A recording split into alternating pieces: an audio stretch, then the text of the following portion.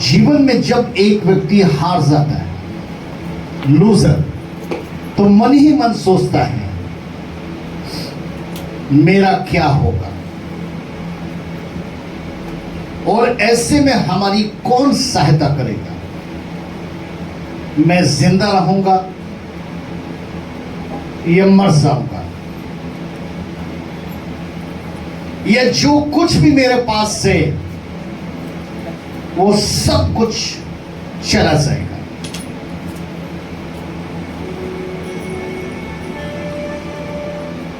बहुत से ऐसे लोग जब बुरे वक्तों में फंसते हैं तो सहायता ढूंढ रहे होते हैं। एक जवान बेटा अपनी बहन के साथ बाइक पर जा रहा, पतंग उड़ाने का सीजन था, और वो जो मंझा था वो ऐसे लटका हुआ था, पतंग कट गई होगी, और वो मंझा किसी पेड़ में लग गया होगा।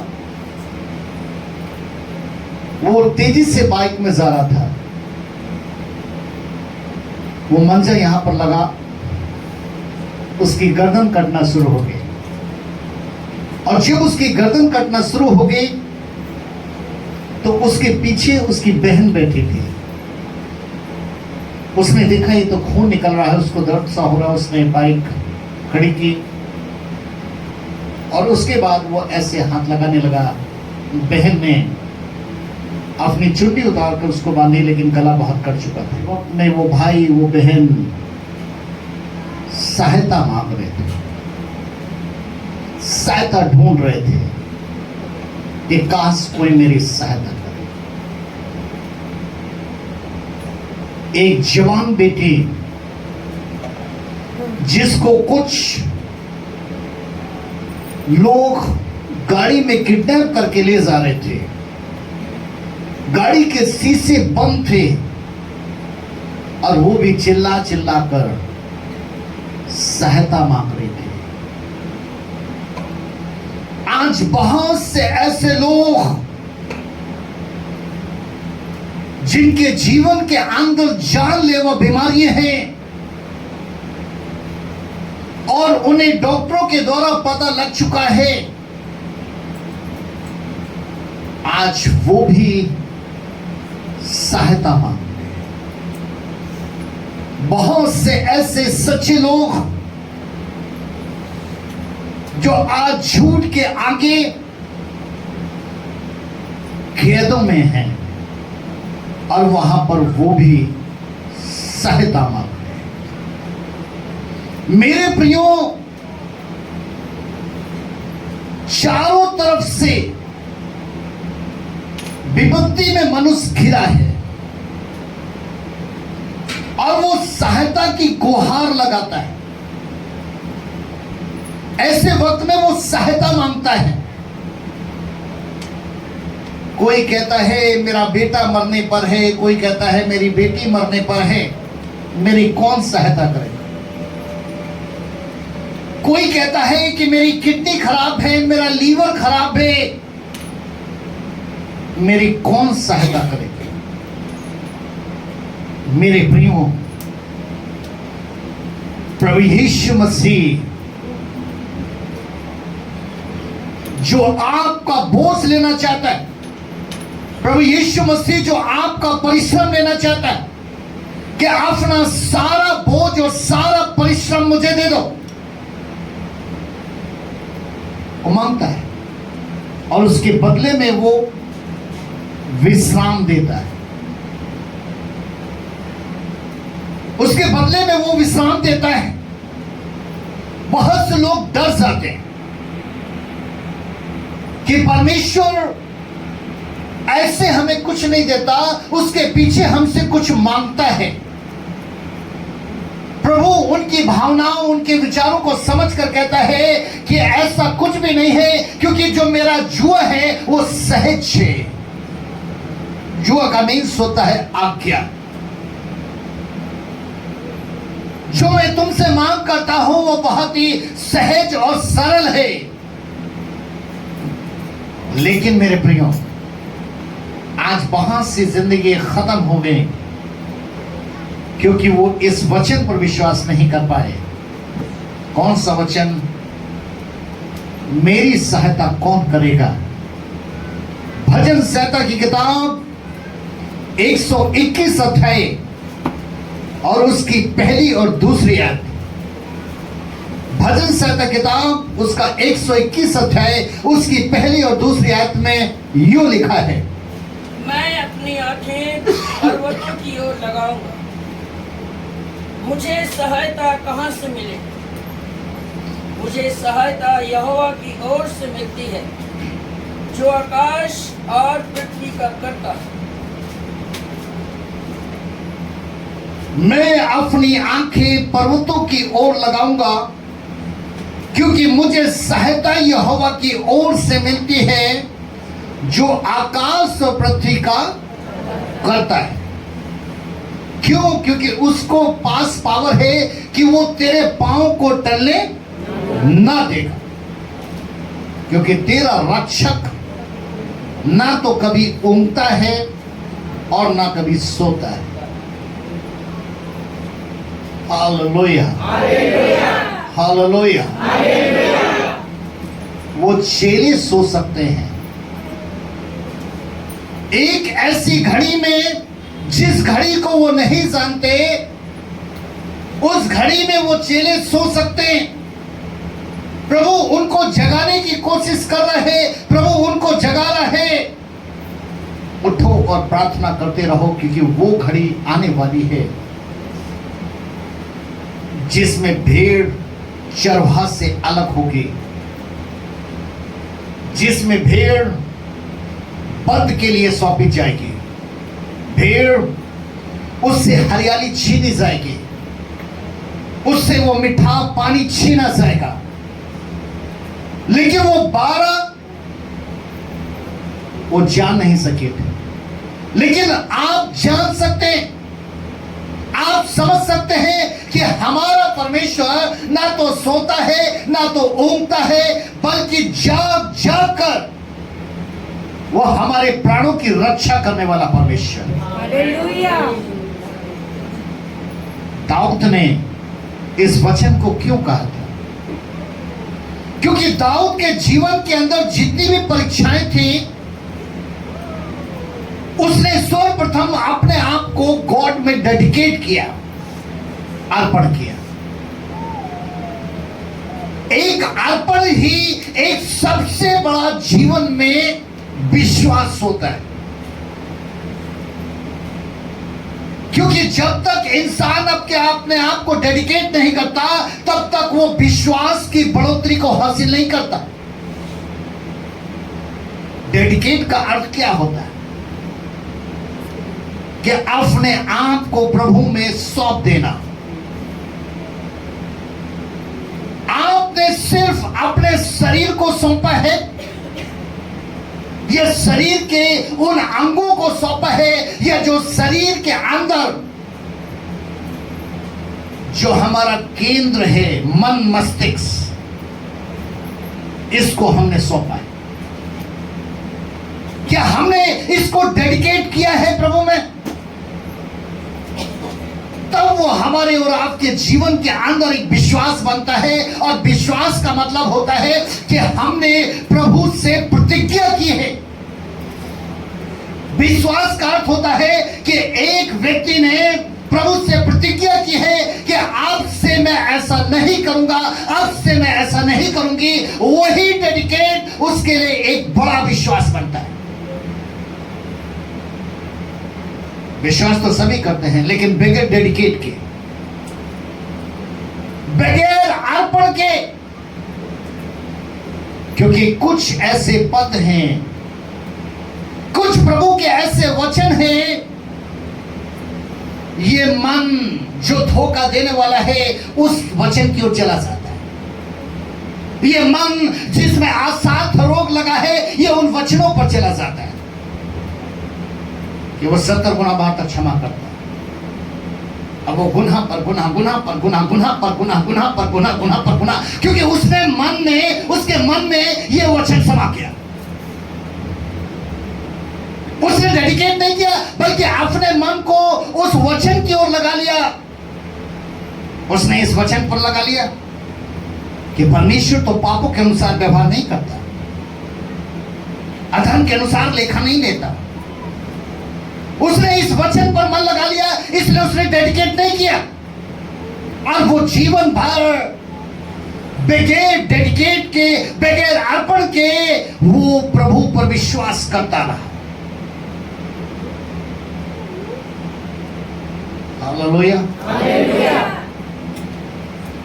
डेडिकेट बहुत जरूरी है। मैं अपनी आंखें पर्वतों की ओर लगाऊंगा। रोटी, कपड़ा, मकान, नून, तेल, लकड़ी, घर गृहस्थी, संसार की सुंदरता, शरीर की सुंदरता, ये निगाहें कहां ठहरती हैं? निगाहें उठती हैं तो लिखने वाला लिखता है कुछ होता है, निगाहें झुकती हैं तो कुछ होता है, और निगाहें जब किसी निगाहों का सामना करती हैं तो कुछ होता है। लेकिन दाऊद इन निगाहों से निकल करके, दाऊद इन आंखों से निकल करके वो कह रहा है कि ना तो मैं झुकाऊंगा, ना तो मैं किसी पर लगाऊंगा, लेकिन मैंने तो अपनी दृष्टि परमेश्वर पर बना करके। कौन सी दृष्टि? मन की दृष्टि। अपने मन को परमेश्वर की ओर लगा के रखा है। इसलिए मेरे प्रियो, क्योंकि आप जानते हैं कि आपको छुटकारा कहां से मिलेगा? हम प्रभु में कब आते हैं? जब हमें आकर कोई सुसमाचार सुनाता है उस वक्त में, या जब कहीं पर कोई हीलिंग का प्रचार होता है उस वक्त में। ज्यादा से ज्यादा लोग उस वक्त प्रभु में आते हैं जिस वक्त वो हीलिंग का प्रचार सुनते हैं कि उसने 4 दिन के मुर्दे को जिंदा किया, उसने आयन की बेटी को जिंदा किया, उसने नाइन नगर के विधवा के जवान को जिंदा किया। ऐसे वचनों को सुन करके, ऐसे बातों को सुनकर वो प्रभु में आते, लेकिन वो जानते नहीं कि जिनको चंगाई मिली उसके पीछे रीजन क्या था, उसके पीछे कारण क्या था। उनका डेडिकेट और उनका सच्चा विश्वास। लेकिन हम उन चीजों को नहीं देख पाते। बहुतेरे ऐसे हैं कि आरंभ से ही मसीह हैं। बहुत से ऐसे हैं जिनको 20 साल हो गया है, 30 साल हो गया है, 15 साल हो गया है, 10 साल हो गया है, लेकिन आज तक छुटकारा नहीं मिल पा रहा। वो ऐसे समय समय के अनुसार किसी ना किसी ऐसी परिस्थिति में फंसते रहते हैं और हर वक्त यही मांगते रहते हैं, परमेश्वर मेरी सहायता कर।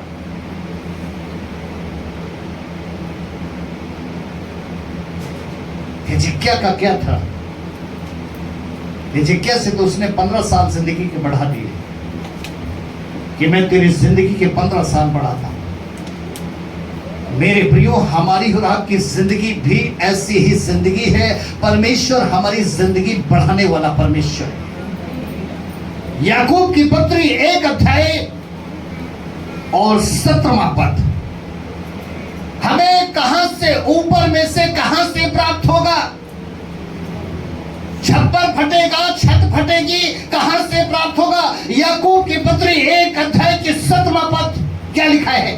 क्योंकि हर एक अच्छा वरदान और हर एक उत्तम दान ऊपर ही से है और ज्योतियों के पिता की ओर से मिलता है, जिसमें ना तो कोई परिवर्तन हो सकता है और ना अदल बदल के कारण उस पर छाया पड़ती है। क्योंकि हर एक अच्छा वरदान और हर एक उत्तम दान, वरदान और दान 2 चीजें हैं। वरदान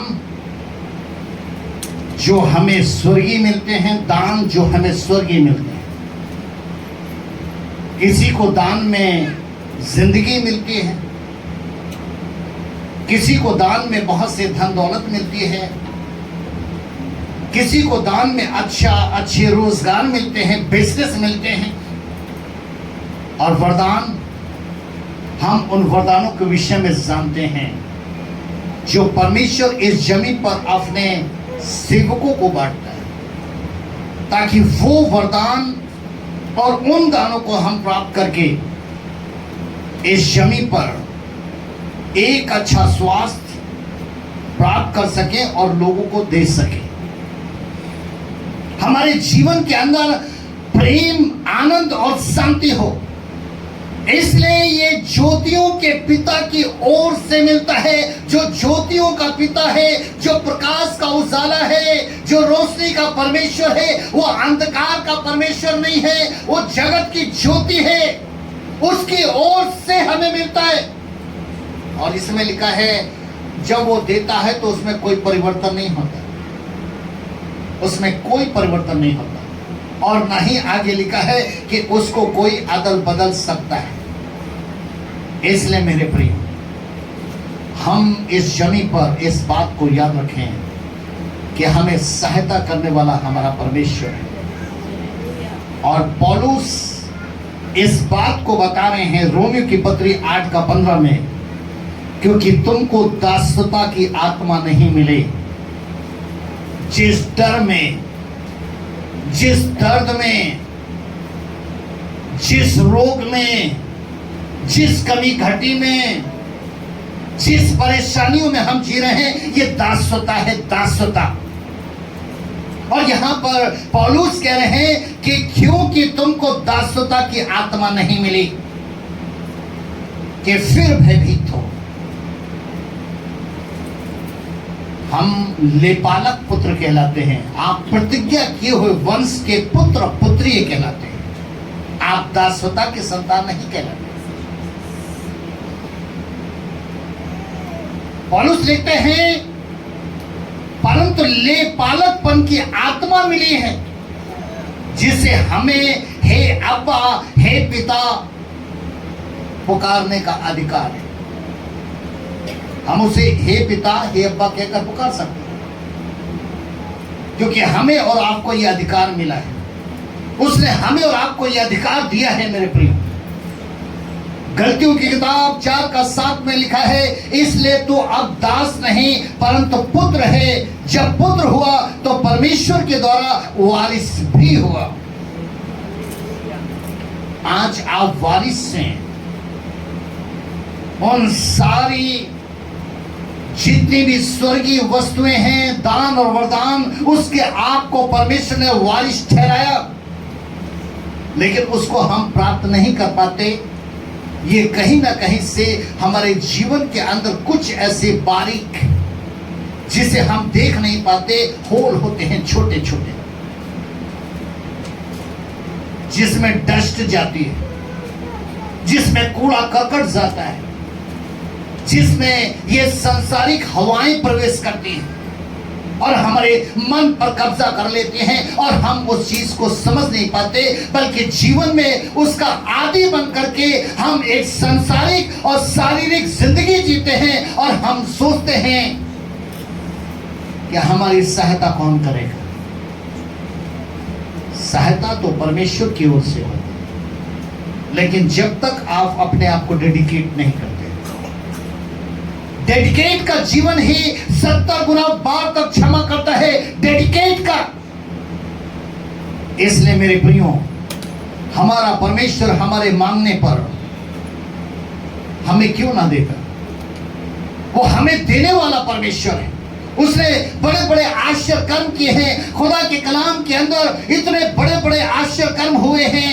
कनानी स्त्री जो प्रभु को जानती नहीं थी, लेकिन उसके जीवन के अंदर, उसकी बेटी के अंदर इतना बड़ा सहायता क्यों मिली? क्योंकि उसने डेडिकेट करते हुए एक्सेप्ट किया था कि मैं तो इस योग्य नहीं, मैं तो इस योग्य नहीं, लेकिन मैं जानती हूं कि इस योग बनना पड़ेगा, और जब तक मैं इस योग नहीं बनूंगी तब तक ये हीलिंग हमारी बेटी को रिसीव नहीं होगी। आज हमें और आप आपको, इसीलिए वो हीलिंग रिसीव नहीं हो पाती, क्योंकि हम सही तरीके से डेडिकेट नहीं कर पाते। और डेडिकेट करने का मीन्स होता है कि अपने मन को और अपनी जुबान को उसके हाथ में सौंप देना, उसका पहरा बैठाना। क्योंकि इसी के द्वारा लिखा है, प्रभु यीशु मसीह ने कहा था कि तू बातों के द्वारा दोषी या बातों के द्वारा ही तो निर्दोषी ठहरा सकते। मूसा का क्या दोष था? मूसा का क्या दोष था? सिर्फ इतना ही कि उसने उस मैसेज को लोगों तक नहीं पहुंचाया था जो प्रभु ने उसके मुख में डालने के लिए बोला था, परंतु उस मैसेज को निकाल करके उसने अपने मुख से उस मैसेज को दिया था जो उसके अपना मैसेज था। इसलिए क्या वो उस मधु और दूध के देश तक पहुंच पाया? नहीं पहुंच पाया। इसलिए मेरे प्रियो, हमारे जीवन के अंदर बहुत जरूरी है कि हम अपना भरोसा परमेश्वर पर रखें और अपने स्वयं को डेडिकेट करें।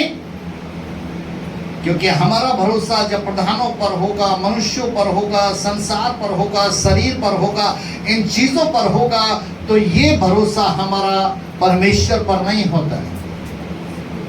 इसलिए मेरे प्रियो, हम और आप खुदा के कलाम में देखते हैं कि जिन्होंने अपनी दृष्टि परमेश्वर की ओर की, वो कभी लज्जित नहीं हुए।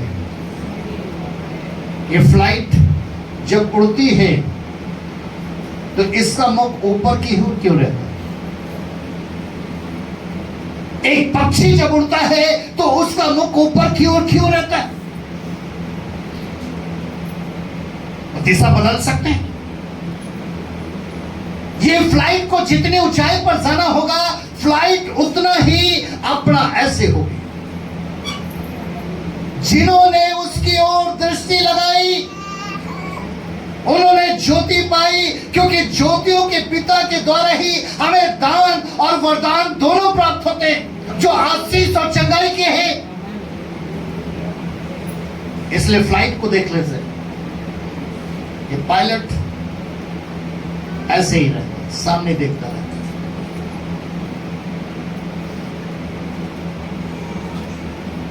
एक छोटा सा पक्षी जो टापुओं पे रहते हैं, द्वीप पर रहते हैं,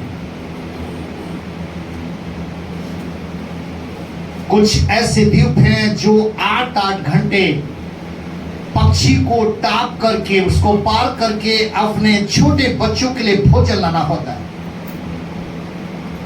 8 घंटे उस पक्षी को कहीं पर विश्राम नहीं मिलेगा, क्योंकि नीचे समुद्र है और उसको अपने बच्चों के लिए दाना लेने के लिए जाना है, इस टापू को पार करके दूसरे टापू पर। तो पक्षी अपने आप को ऊंचाई पर उड़ाता है, ऊंचाई पर लेकर जाता है, क्योंकि वो जानता है कि अगर मैं जितना ऊंचा उड़ जाऊंगा और मुझे विश्राम के लिए मैं अपने आप को फ्री छोड़ दूंगा और जब मैं नहीं आ जाऊंगा तब तक मुझे बहुत रिलैक्स मिल जाएगा। हम अपनी जिंदगी के अंदर मेरे प्रियो इसलिए दुखी होते हैं क्योंकि हमारे आराम के बाद रिलैक्स नहीं होता। जो चीजें हमें आराम की मिलती हैं वो जीवन के अंदर हम यूज नहीं कर पाते। खाने का वक्त आता है तो हमें सुनने को मिल जाता है कि आप मसाला नहीं खा सकते, आप तेल नहीं खा सकते, आप भारी चीजें नहीं खा सकते, आप ज्यादा चल नहीं सकते, आप ज्यादा खड़े नहीं हो सकते, आप ज्यादा बोल नहीं सकते, ज्यादा देर तक बैठ नहीं सकते। मेरे प्रियो, हमारी जिंदगी के अंदर जैसे ही वो सारी चीजें आती हैं, कहीं ना कहीं से वो हमारे लिए यूजफुल नहीं हो पाती, क्योंकि हमने डेडिकेट नहीं किया, हमने डेडिकेट नहीं किया।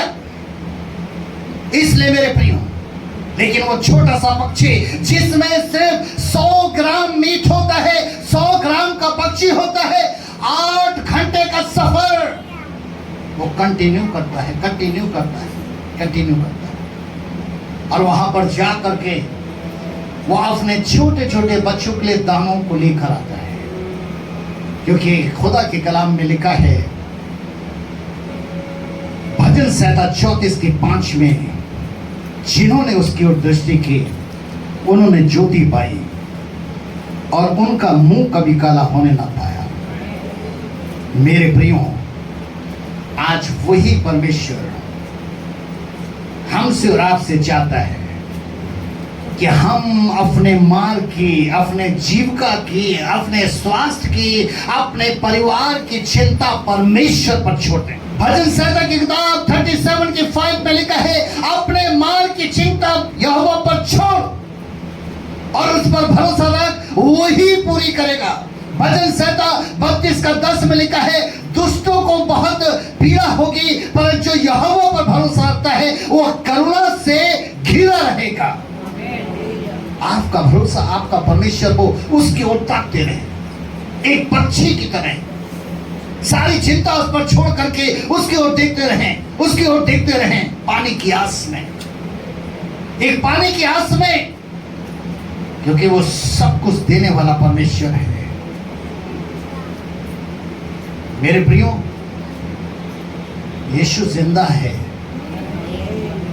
और वो कहता है कि जहां पर भी तुम 2 या 3 हो, मैं वहां पर हूं। यीशु जिंदा है। वो कहता है कि जहां पर आत्मा और सच्चाई है वहां पर मैं हूं।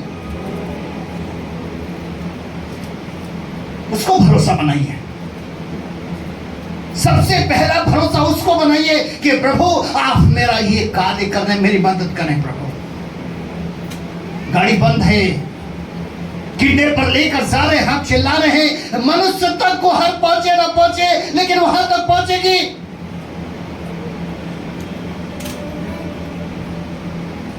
योना कहां प्रार्थना कर रहा था? एक तो समुद्र, ऊपर से समुद्र की गहराई और उसके अंदर एक बहुत बड़ा मगरमच्छ उसके पेट के अंदर।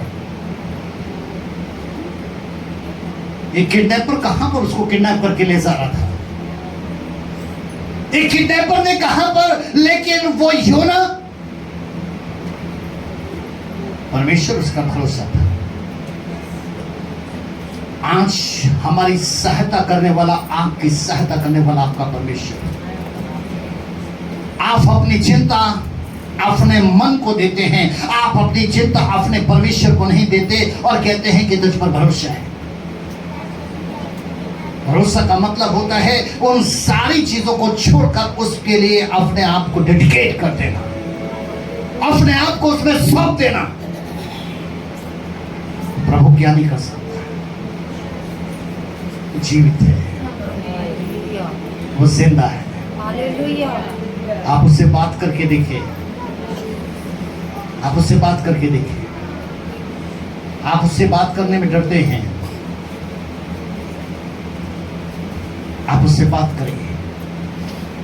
आप उससे कहिए, प्रभु मेरे पास ये प्रॉब्लम है। हाँ प्रभु, ये प्रॉब्लम आपके कारण नहीं है, ये मेरा निजी मामला है, क्योंकि मैंने सही तक आज तक डेडिकेट नहीं किया, अर्पण नहीं किया। आज प्रतिज्ञा मांगती हूं, प्रतिज्ञा मांगता हूं।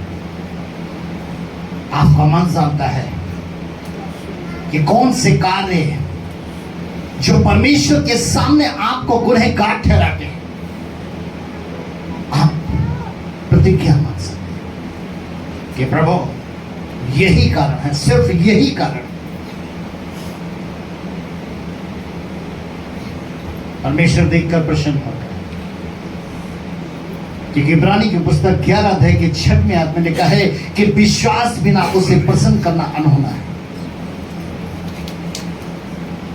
क्योंकि परमेश्वर के पास आने वाले को विश्वास करना चाहिए कि वो है और उसके खोजने वालों को प्रतिफल देता है। आज अगर आपका भरोसा उस पर है, वो आपको लज्जित नहीं होने देगा, आपके परिवार को लज्जित नहीं होने देगा। अपने आंखों को बंद करिए, डेडिकेट करें।